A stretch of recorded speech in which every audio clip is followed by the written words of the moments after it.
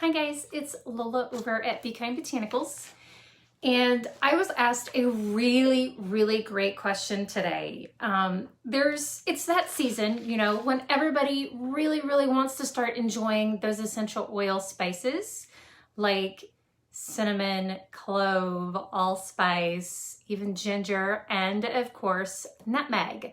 Well, last year, if some of you remember, there was a huge thing where a lot of us were hashtagging Nutmegagedon. Well, there's a reason why, because there's actually some safety concerns. Are they valid? Are they not valid? Well, I want to explain how it all works. So if you're gonna hang out here for a few minutes, go ahead and let me know that you are here. Hi, Karen. Thanks for joining. Hi, Donna. Hi, Mary.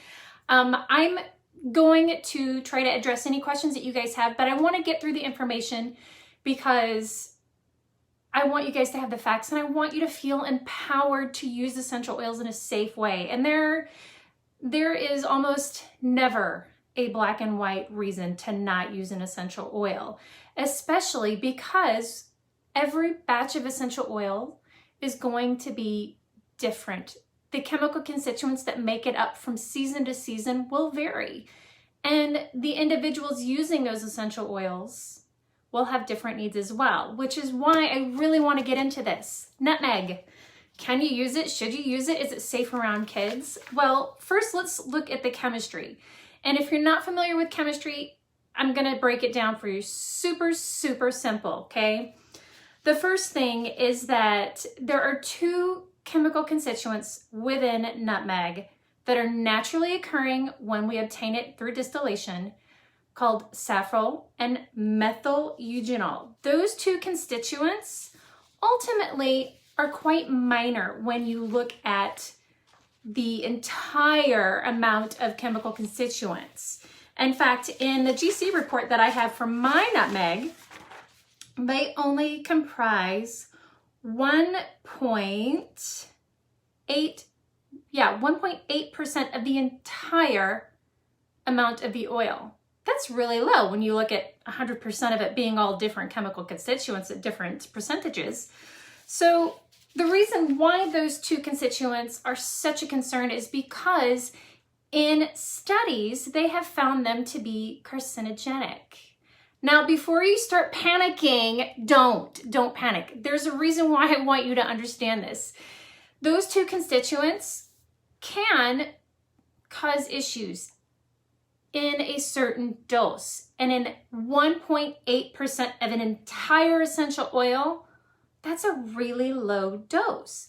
And then when you start looking at the other essential oil constituents, like the, what's a good one? The limonene and the myristicin, you end up getting those canceled out. So you actually end up with an essential oil that is actually more anti-carcinogenic than it is carcinogenic, even with those concerns. So can it be used safely? Absolutely it can be. In fact, Robert, in his book, Essential Oil Safety, in the second edition, he actually goes into quite a bit of detail on how to use it topically as well as even internally. He's very specific about it, and he tells you what amounts to look for in the nutmeg that he's given his dilutions based off of. So you've really got to look at the chemistry. There is no one size fits all blanket answer when it comes to this. So can you use it around kids? Absolutely. I have 2 kids and I use it probably this time of year, maybe once a week, if I had to guess, because I use it in my Simeon blend. It's not a huge amount, but when we start talking about diffusing versus using things topically versus even internal use, the dose is so insanely low, it's crazy.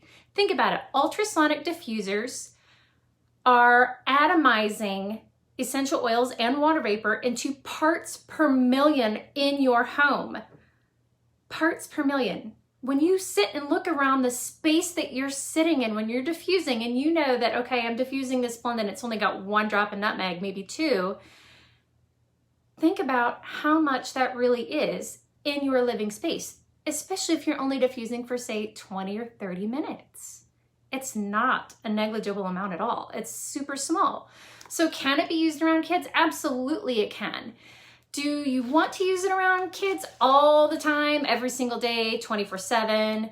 Not necessarily. I mean, honestly, let's say if my kids were 3 again, would I use it if I needed it? Absolutely. If I didn't need it, I probably wouldn't be using it. But this time of year, when so many of us are looking for essential oil blends and things to make and use in our homes, this oil is actually not that unsafe. Do you want to overdo it? Oh my gosh, no. Too much nutmeg can be a bad thing, you know? But you can use it. You just have to remember the dose is what makes the poison. Now, I want to talk about the topical use of it.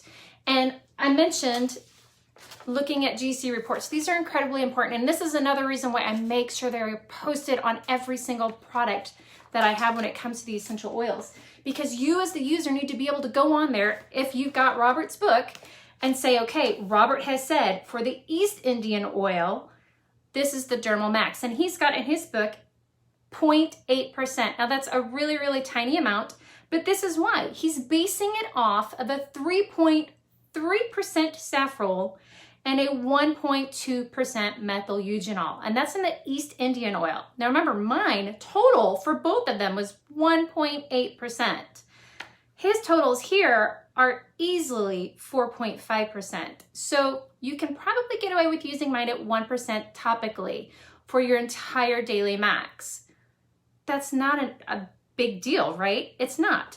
Do you want to use it daily? Not necessarily unless you need to, but can you? Yes.